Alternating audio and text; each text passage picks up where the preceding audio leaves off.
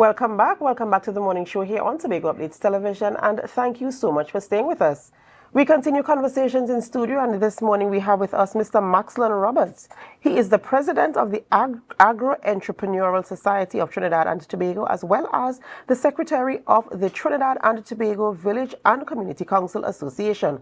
This morning we're going to go through the budget presentation, the T.H.A. budget presentation for fiscal 2026, and we are talking about agriculture, the position of agriculture in that budget this morning. Good morning and welcome. Good morning. How are you? I am well, thanks, and it's a pleasure having you here this morning with us. Good morning, Tobago. It's always a pleasure being here, always a pleasure communicating with you, especially when it relates to matters concerning agriculture.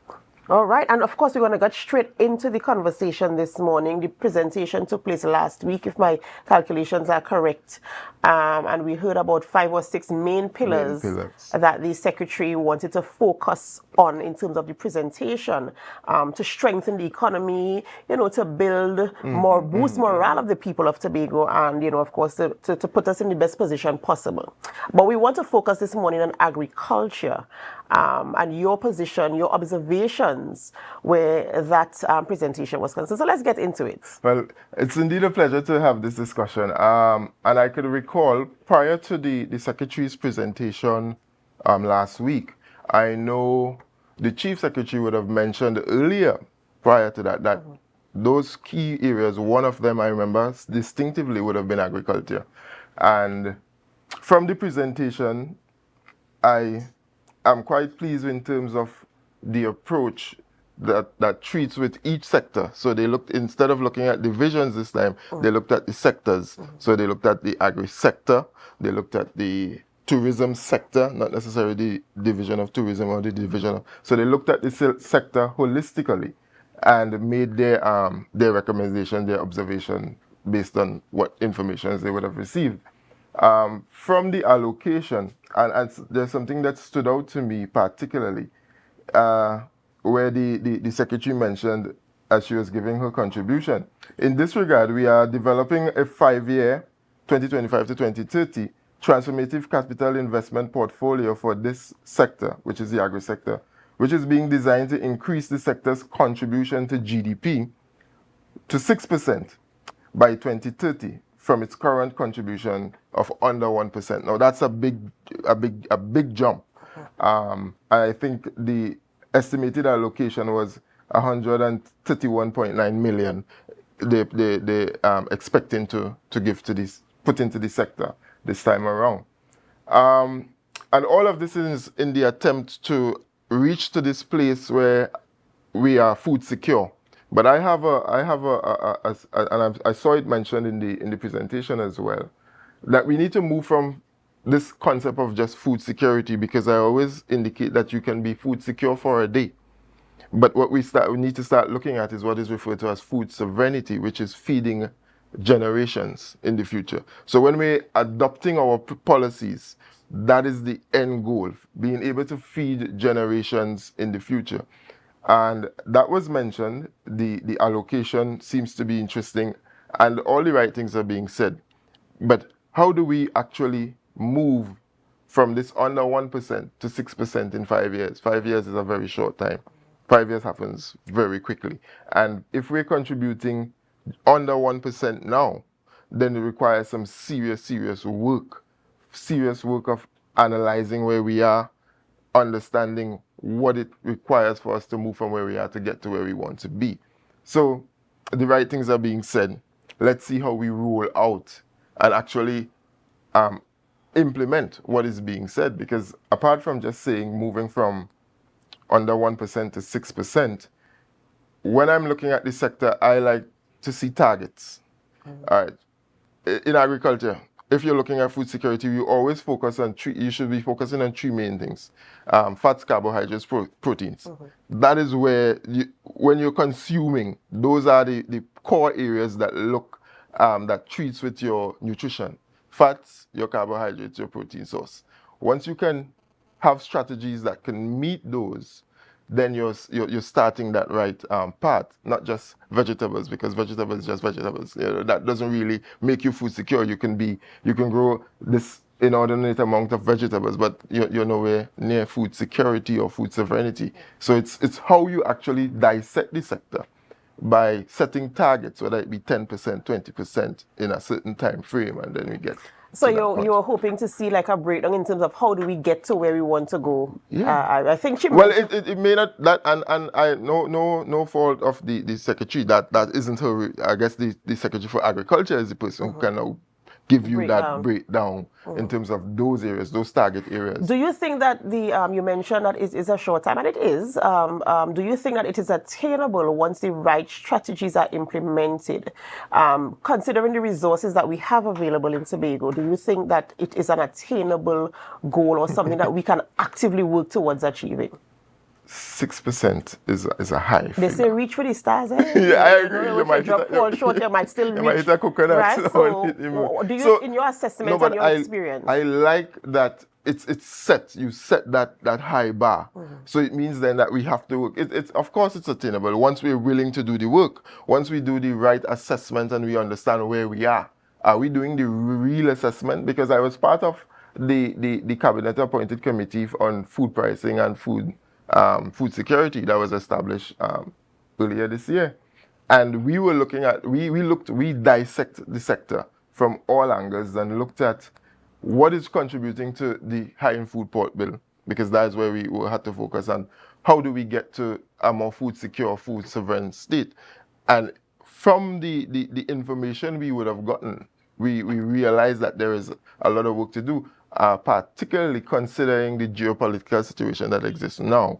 So where we are in Tobago, which is really nowhere when it comes to the agriculture sector. Let's be honest, because if every week you're bringing green fig and bhaji from Trinidad to supply your demands, and then we nowhere near where we should be, and that's just, as I said, fresh produce. Are we really looking at the staples, your fats, your carbohydrates, your protein sources? Are we looking at those areas and really dealing with them? So it's possible. In 5 years, I'd say that's a short time. It's very short. It's ambitious, I must say, and that's good. That's good that we're looking and we're actually paying that level of attention to it. So I'm hoping that we really get our heels in and get the work done so that we can actually get to that point. You know, you made a statement about the fact that we still importing stuff from right across Trinidad for Tobago. When you compare Tobago to other Caribbean islands in terms of their produce, how do we line up based on your assessment? Nowhere near. I've saw nowhere near. Let's take, for instance, Grenada, St. Vincent. For those two, Guyana. Well, Guyana is gone. Guyana gone. They have almost reached food secure status. I saw St. Vincent exporting dashins to was it the Canada? So they are now sending containers of dasheen to Canada, gaining foreign exchange. When I look at what they do and how they cultivate and they use their hillside, because the topography of St. Vincent is no different from us, nor is Grenada no different from us. And what they are able to accomplish in terms of that, we are nowhere there. Most of our dashins are actually from St. Vincent, those dashins that come out white and not the blue one like we're accustomed to, is from St. Vincent, right? Are we as Tobago sending anything to Trinidad? No. Do we have the ability? I'm not talking about capacity yet, but do we have the ability to? I mean, we have big dreams, and we have this tagline that Tobago is going to be the greatest little island on the planet, right? And that is an amazing. I like it. I like it very much. It's good for campaigning. It's good for promoting the island of Tobago. But do you think we have the ability, in terms of the mindset of the people, the cooperation of the people, the vision of the people, because the Tobago House of Assembly can have the vision, but do we have the ability as a people to carry the vision that the Tobago House of Assembly has to ensure we get to where we are? And the thing about it is that, are the people informed enough? Are they interested enough to I don't want the interest to be at personal level. I want us to look at generations. You mentioned food sovereignty. So do you think our people are in a place where we really understand that what we're doing is not for me today or for you tomorrow, but for generations to come? Are we in that place yet where we can really achieve this? So let me answer that directly. No. For a number of reasons, we have become lazy as a people.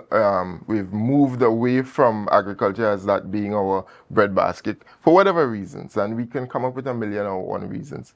But until we understand, as you said, it is not individual. We're looking at generations. We're looking at it holistically. Until we understand that, I have a saying, he who feeds you is in control of you. And until we want to take real control of our destiny, we will ensure that we feed ourselves. Because we'll always be at the mercies of whoever is feeding us. And if, as I said, depending on the geopolitical atmosphere now, if war breaks out and we're seeing what is happening, you think they're going to focus on sending food for you? They're going to save the food for themselves. And let us be honest with ourselves. So until we can understand that this is where we are, and get the people's interest. Now, agriculture is very challenging to draw the young people interest now, because they still see it with this backward and type of negative way. kind of connotation. Yeah, that negative stigma.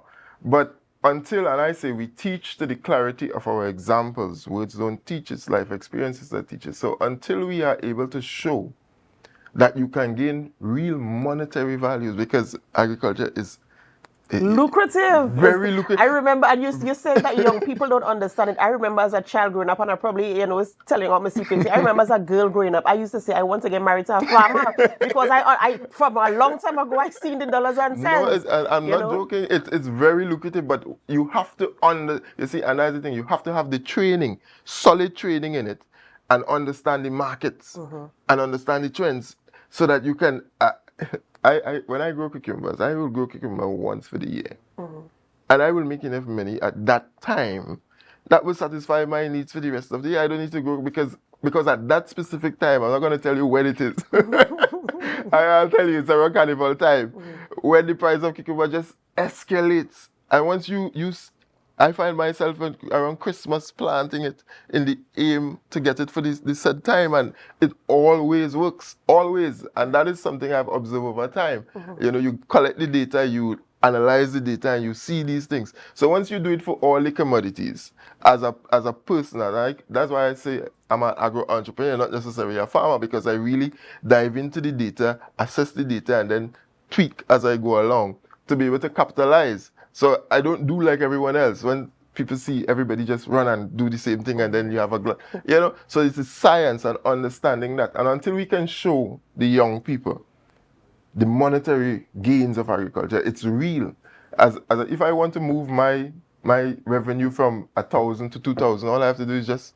But you're going to show them this, but they still want it to happen like microwave overnight. Well, I think, you mentioned earlier in the conversation something that is more startling than this, and that is the effects of war.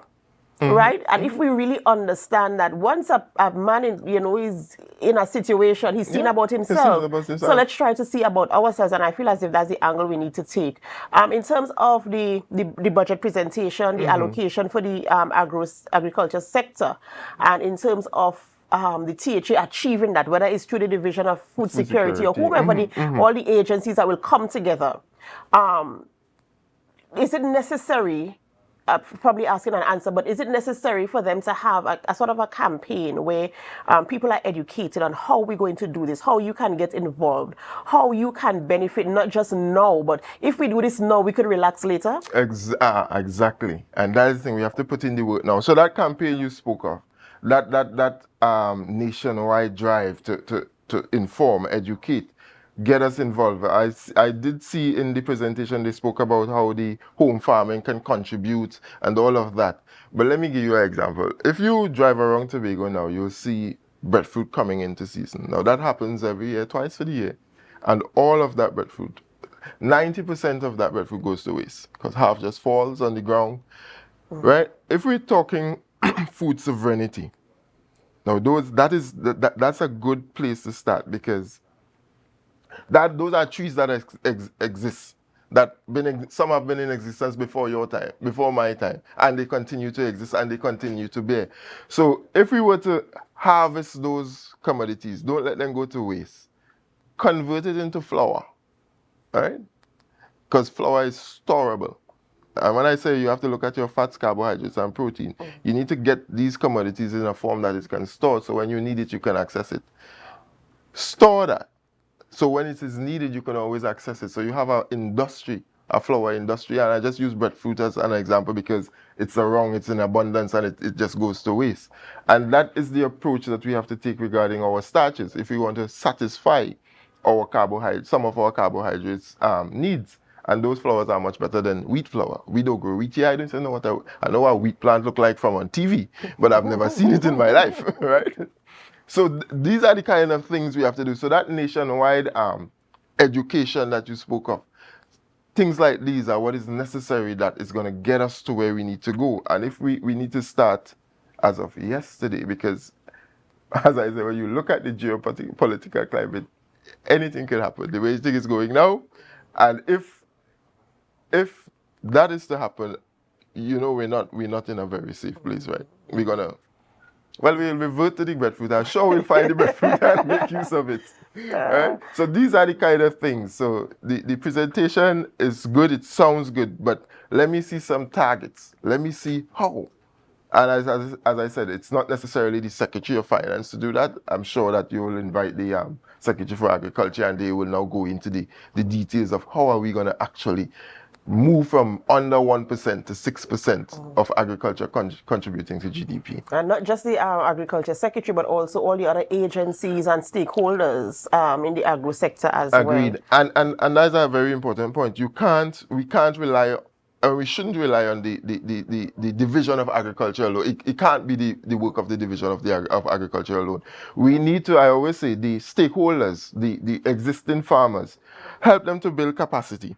Right? Because one of the biggest challenges that they may have, they may be good at producing, but they're unable to build capacity to expand for whatever reasons. Not enough land, not enough capital investment. And what we should be doing, because these persons already have their feet wet, they have training, they understand this thing already. Help them to move from where they are to expand. So you support those that are already existing and allow them to increase in their production. That's one of the ways. So it's that collaborative thing. It's not going to be accomplished by the division alone. It's not going to be accomplished by the entrepreneurs alone. It's going to take a holistic approach. Correct, absolutely correct. And in conclusion, I just wanted to share with our viewers your position and how you think we could move forward. A position in terms of the budget, right? As I said, good presentation in terms of the information, the approach. I saw they want to look at CPEP and URP and get them involved at that level as well. There's some labor that we have that we can capitalize on. Training. They spoke about the T.H.A, the Research Institute. Training is critical, and when I say training, I mean scholarly work, not just giving people certificates. Work where you have real research being done, that you can use this research in future and you can actually sell your research. Train our people to a point, or get our sector to a point where we have highly skilled persons in the field here, and we can now sell our skill in terms of allowing the rest of the world to come in and learn what we are doing. That is the level that we have to go if we're reaching food, if we have to get to food sovereignty. So, and the target, that's a big target, to move from under 1 to 6 in 5 years is a big jump. But if we were to, as I said, focus on the fats, your carbohydrates, and your protein sources, because those are the main composition of a meal that you need for healthy survival, and you split each one of these areas into smaller sections and say, we want to reduce our meat imports by 5% in the next 5 years, then that is more attainable, because that 6% might be be moving our meat imports from where it is to trying to eradicate it completely in 5 years, and that is not realistic. So this is my ideas in terms of how we can go forward. And I think once we do the work, get the people involved, get the education going, get the young people involved, because we have an aging farming population,